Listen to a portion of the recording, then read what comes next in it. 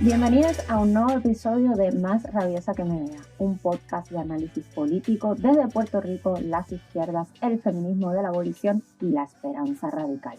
Soy Mariana Iriarte Mastronardo, anfitriona y productora wannabe de este espacio que se gesta sin recursos, pero con mucha intención para practicar el mundo en el que merecemos vivir. Después de un breve receso por COVID, acá estamos en pie de lucha y con nuestro episodio semanal. Como siempre, te agradezco tu escucha y tu compañía y te recuerdo que esto solo es posible contigo. Así que si no lo has hecho aún, suscríbete en tu plataforma favorita. Estamos en todas las plataformas, incluyendo YouTube. Dale 5 estrellas, compártelo y riega la voz. También te puedes unir a nuestro fondo de apoyo. El link te lo dejo en la descripción del episodio. Y antes de comenzar, déjame que te cuente algo. En abril comencé un diplomado en podcast de la Escuela de Comunicación ETEL en Argentina. Y como parte de esa cursada estoy trabajando un proyecto documental que me toma un montón de tiempo. Así que desde ahora en adelante y hasta agosto, la frecuencia de Más Rabiosa que Medea será bisemanal. En agosto entonces pues volvemos semanalmente y con proyecto nuevo. Así que ahora sí, vamos para encima. En este episodio, en parte retomo el tema de nuestro primer episodio. Esto es un asunto político y hablamos de tribunales, remedios legales, castigos y justicia. ¿Estás ready? Saquemos el cuchillo y el veneno. Familiares de la mujer asesinada presuntamente por Hermes Ávila exigen justicias. No es raro escuchar, ver o leer en los medios a personas pidiendo justicia. Justicia por diferentes razones. Cuando la gente va al tribunal a buscar un remedio, dice se hizo o no se hizo justicia y eso va a depender del resultado del caso. Como un poco confusa, no sabemos si la degollaron o no estamos seguras de eso, pero sí la asesinaron con una piedra y sí hubo agresión sexual también. Y por la muerte de mi hermana no hay sospechosos, no hay cargos. Pero nadie nunca nos dijo nada, ¿sabes? No hubo como un reporte, nadie nos dijo nada. A todas estas, eso fue lo que nosotros siempre sospechamos, pero para nosotros siempre ha sido un caso así. Por ejemplo, si alguien perdió a un familiar donde le asesinaron durante el juicio, seguramente dirá, espero que se haga justicia. Si se remueve a un niño del hogar familiar y percibimos que la remoción no estuvo bien, usualmente decimos, esperamos que se haga justicia, pidiendo que le devuelvan a su familia. Hoy, este tribunal tiene sobre sus hombros el peso implacable de la historia. Esto no se trata de un caso más. Esto es uno de los casos más importantes que este honorable tribunal va a enfrentado en las décadas de jurisprudencia que ha atendido. El descalificar a los candidatos del Movimiento Victoria Ciudadana no tan solo es incorrecto como cuestión de derecho, pero va más allá.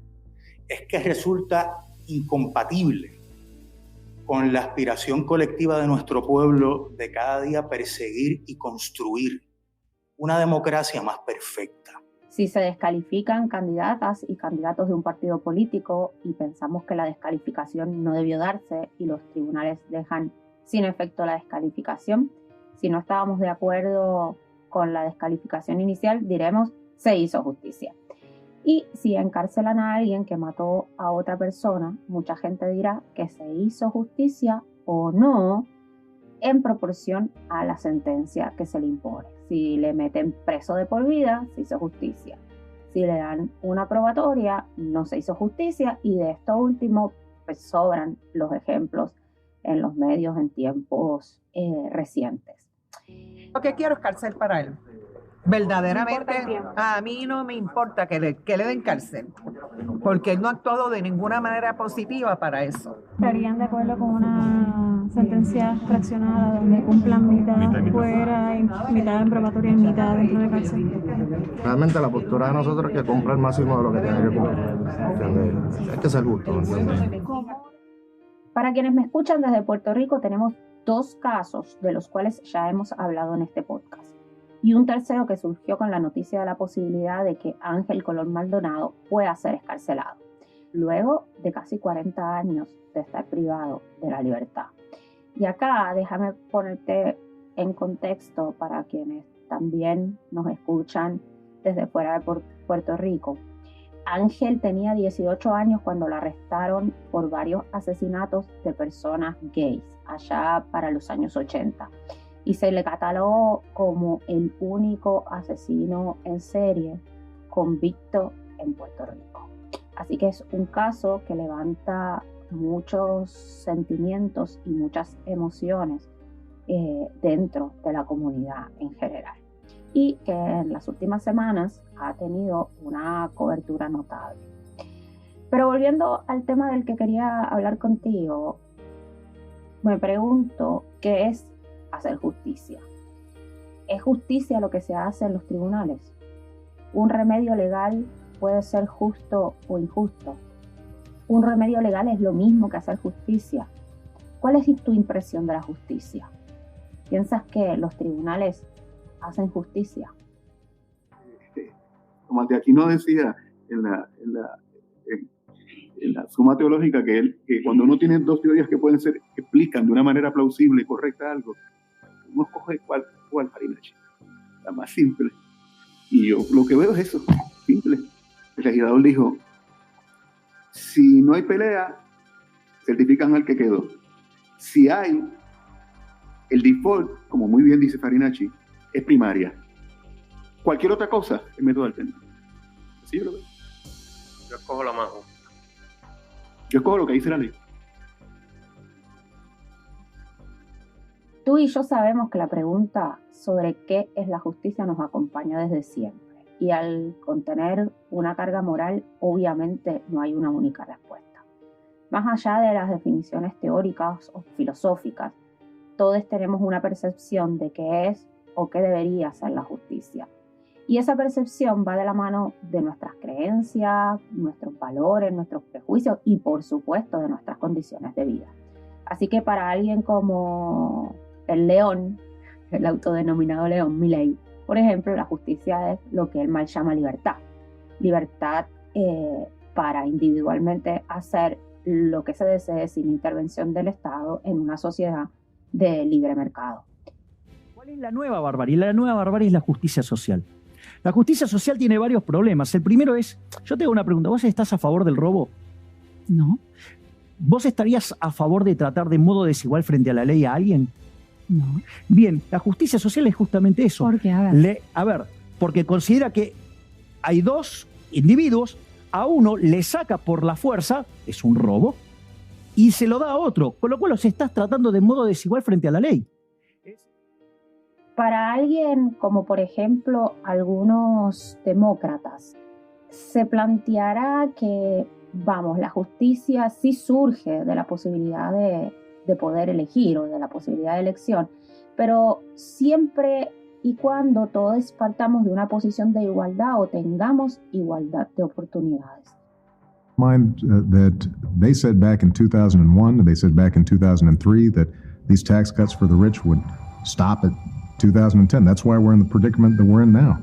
And when you ask them, why not just go ahead and give 97% of Americans a tax break, which is what we're prepared to do tomorrow, they say no. And the reason is they're holding all those middle-class folks who need tax relief hostage right now in order to provide tax breaks for the top 2% wealthiest Americans who don't need a tax break, aren't asking for a tax break. Y para otros, simplemente la justicia es lo que les haga feliz a la mayoría con todo lo que eso representa. Pero esto o esas definiciones pues tienen más que ver con los asuntos políticos y cómo redistribuimos los recursos. Y hoy te quiero hablar más bien de la impresión general sobre lo que es la justicia o significa hacer justicia.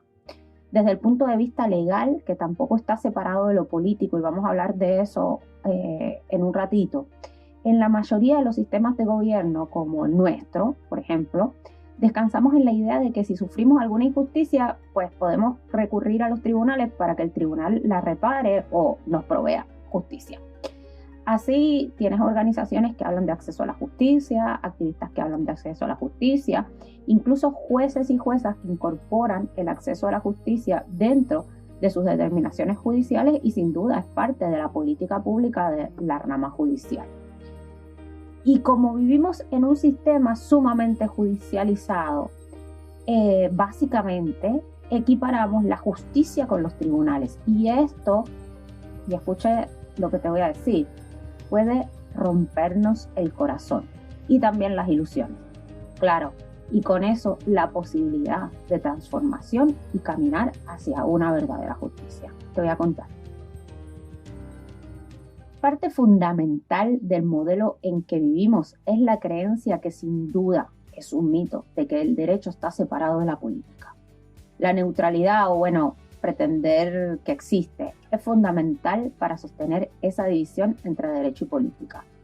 Por ejemplo, cuando el juez Antonis Cuevas determinó que los candidatos y candidatas del Movimiento Victoria Ciudadana no podían figurar en la papeleta de las elecciones generales de noviembre de 2024, muchas personas y sectores entendieron que el juez estaba parcializado, que era activista o que no había sido neutral. Alrededor de toda esa percepción, escuchamos una y otra vez que se apelaría a la decisión porque las elecciones se deben decidir en las urnas y no en los tribunales. Cuando el Tribunal de Apelaciones finalmente revocó al juez Cuevas, esos mismos sectores sostuvieron que se había hecho justicia. Es decir, la decisión del Tribunal de Apelaciones, contrario a la del juez Cuevas, se interpretó y reforzó el mito del que te hablaba. Los tribunales hacen justicia porque son neutrales. En este caso, decían, se hizo justicia. Pero acá lo fundamental es dejar algo claro. Los tribunales, aunque estén englobados en eufemismos como sistemas de justicia, por ejemplo, realmente, más que impartir justicia, otorgan remedios legales. Tenías un contrato y la otra parte lo rompió, vas al tribunal a pedir que te dé un remedio para ese daño. Ahora los casos se ganan o se pierden y muchas veces se transan. Y ese resultado muchas veces está vinculado a los hechos que se pueden probar en el tribunal. Y no solo eso, o que la persona que adjudica además encuentre que se probaron. Por ejemplo, si efectivamente el contrato se rompió injustificadamente, pero por diferentes razones no lo puedes probar en el tribunal, seguramente no obtengas un remedio. ¿Eso quiere decir que los hechos no hayan sucedido? No. ¿Que no haya sufrido daño? No. Simplemente quiere decir que no se pudo probar en un tribunal que está diseñado para eso, recibir prueba y dar un remedio si encuentra que se produjo un daño. ¿Es esto una injusticia? Posiblemente, pero como la justicia y los remedios legales no son lo mismo, sino otros tipos de arreglos sociales y políticos, los tribunales están hechos para otorgar remedios legales. ¿Te acordás que hace un rato te decía que es un error confundir los dos conceptos? Piensa en este caso. Piensa en esta persona, una mujer si quieres, que está en una relación íntima violenta. Las relaciones íntimas son complejas. En ocasiones, la persona víctima de violencia desarrolla estrategias para protegerse o navegar la relación. Ahora piensa que la persona que mayormente ejerce violencia la lleva ejerciendo por mucho tiempo. Quizás no físicamente, pero sí psicológicamente. Hay una discusión, las cosas se caldean, se empujan y ella le agrede con lo primero que encuentra en la mesa. Él acude al tribunal, narra la situación inmediata, una pelea, un empujón y una agresión con un objeto contundente. El tribunal emite una orden de protección ex parte. Cuando llega el momento de ella dar su declaración, relata los sucesos previos. el tiempo que lleva siendo objeto de violencia psicológica y emocional. La representación legal de él pregunta por qué no lo denunció antes. Ella dice que esperaba que las cosas mejoraran. Acepta que el día de los hechos le agredió, pero también dice que él llevaba todo el día diciendo que era una puta y que no valía nada, que nadie le iba a creer, que no tenía testigos. Él siempre es bien agradable con la gente. Ella pierde el control y, como te conté, le agrede con algo que había en la mesa. Él la filma. Le enseña la grabación al juez o a la jueza. El tribunal le da una orden de protección por 2 años. Ella está desconsolada. Siente que ella es la víctima y que el tribunal no le hizo justicia y que, por el contrario, protege a la persona que le hizo daño. Ese sentimiento es un lugar común para muchas mujeres que son y han sido víctimas de violencia en relaciones íntimas. Usualmente tratan de buscar a alguna abogada o abogado que le asesore cómo es que pueden encontrar justicia. Con tristeza te tengo que decir, sanando. Las personas se desconciertan y tienden a decir, es que mi manera de sanar es que el tribunal haga algo. Y una no encuentra las palabras para explicar que eso no pasará, porque los tribunales ofrecen remedios legales con los hechos que se pueden probar. Y bueno, a veces se nos hace muy difícil probar el daño que experimentamos. Esto no lo hace inválido o que no sea cierto, simplemente que el tribunal no ofrecerá un remedio. Ante la falta de remedio sentimos que no se hace justicia, que nunca lo obtendremos y llegamos a caer en la desesperanza. Y ese es el problema principal de equiparar la justicia con los remedios legales. ¿Cómo se vería la justicia en una situación como esta? Como hemos discutido en otros episodios y comentaba hace unos minutos, vivimos en una sociedad donde identificamos la justicia con el castigo. Mayor el castigo, mayor la justicia. Todo eso está matizado también por el impacto del castigo en la capacidad de las personas de rendir cuentas por lo que hemos hecho mal, con o sin intención. El castigo o la amenaza de castigo dispara todos nuestros mecanismos de defensa y uno de los más comunes es la negación o minimización de los hechos. Es decir, no rendir cuentas para evitar el castigo. Un buen ejemplo para este tipo de casos es la discusión sobre los hits and run o los accidentes donde quien lo provoca se va de la escena. En la discusión pública escuchamos todo el tiempo: la gente abandona la escena porque las penas no son lo suficientemente altas. Pero ¿es realmente eso lo que pasa? ¿Piensas que con mayores penas las personas se quedarían cuando atropellan a alguien?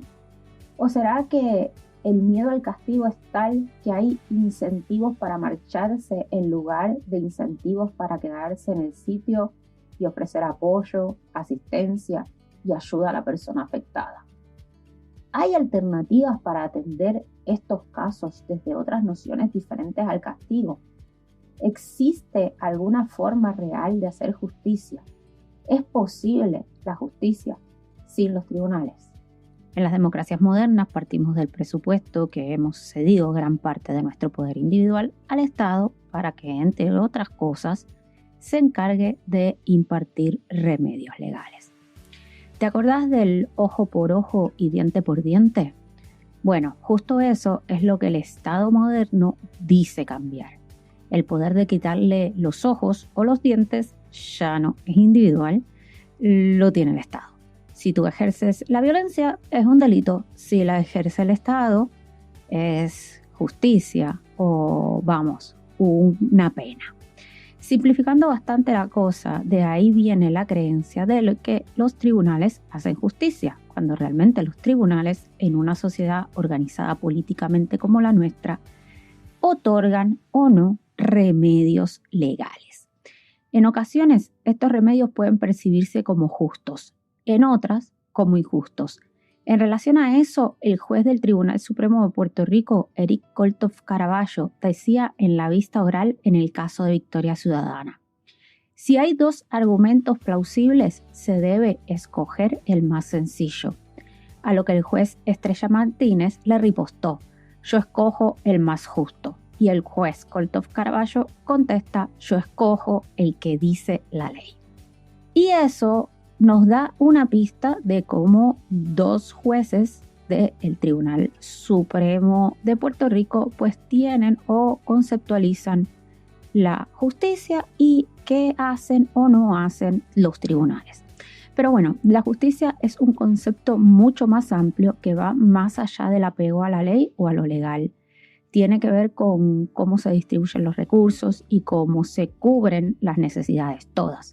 Aunque podríamos decir que es la justicia lo que debería guiar el ordenamiento jurídico. Es importante, súper importante, tener claro que no funciona de esa manera. La noción más liberal de justicia te va a decir que la justicia es el objetivo, no la forma. Los remedios judiciales, como te dije, son herramientas que se otorgan de acuerdo a las reglas establecidas. Por eso un poco el juez Coltoff decía: bueno, pues yo escojo lo que dice la ley, que también es una forma de concebir la justicia. Y con esto quiero decir que dicen que se puede o no hacer o cómo alcanzar o prevenir algo. Estos remedios no necesariamente serán justos, porque la justicia, como te dije, tiene que ver con otra cosa. Los remedios legales se diseñan casi siempre a base de las leyes, reglamentos, preceptos legales y son acciones concretas a base de estructuras jurídicas específicas. En ese sentido, un poco se pretenden presentar como remedios objetivos, así entre comillas, a los que se llegan a través de los procedimientos establecidos para alcanzarlos. Pero sin embargo, bueno, lo que hacen es resolver asuntos legales específicos que las partes traen a la atención del tribunal. Y claro, en ocasiones los remedios judiciales se pueden acercar a la justicia, pero la mayoría de las veces no llega a eso. ¿Por qué es importante tener esto claro? Porque si equiparamos los remedios o resultados en los tribunales o los tribunales en sí a la justicia, corremos el riesgo de dejar de lado la transformación hacia una sociedad justa. ¿Te acuerdas que hace un momento te comentaba un caso de una mujer contra quien se emitió una orden de protección? Esa historia está basada en un hecho real. ¿Qué pasa si confundimos el remedio legal con la justicia? En este caso está claro, no podemos encaminarnos a pensar maneras de resolver conflictos que atiendan las necesidades de todas las personas envueltas en la situación. Pero además, a nivel colectivo o comunitario, que se pueda trabajar la forma en que nos relacionamos para que los conflictos que no dejarán de existir se atiendan colectivamente, tomando en consideración nuestra comunidad y partiendo de la premisa de que ninguna persona es dispensable. En este punto es fundamental preguntarnos cómo sería vivir en espacios donde las soluciones no solo a la violencia interpersonal, también a la violencia sistémica, vengan de nosotros y no dependa del Estado. En espacios donde no nos veamos como el problema, sino como la solución. Donde las respuestas sean a base de nuestras necesidades y no a base de lo que pensaron personas lejanas que serían la mejor solución para nuestros problemas. Soluciones que nos lleven a la liberación mientras nos acompañamos entre nosotros para transformar las causas de la violencia. Por eso hay que estar conscientes de que la responsabilidad principal de la violencia viene del Estado y de las políticas que sostienen la desigualdad en todos los sentidos. Si no se nombra esa violencia estructural, seguiremos buscando soluciones individuales, o sea, remedios legales, a problemas que son colectivos. Y con eso nos alejaremos cada vez más de la justicia. Por mucho tiempo nos han hecho pensar que el camino a la justicia requiere de grandes actos y movilizaciones heroicas. Pero el camino a la justicia lo podemos construir todos los días, profundizando nuestras relaciones, construyendo nuestra seguridad y sobre todo estando dispuestos a rendir cuentas para reparar o atender nuestros conflictos, incluyendo los que nosotros creamos. Ahora, si seguimos nombrando lo que se hace en los tribunales como justicia, pues difícilmente podamos adelantarla. Los tribunales ofrecen remedios legales que serán justos o no, dependiendo de quién gane el caso o de quién esté observando esa controversia.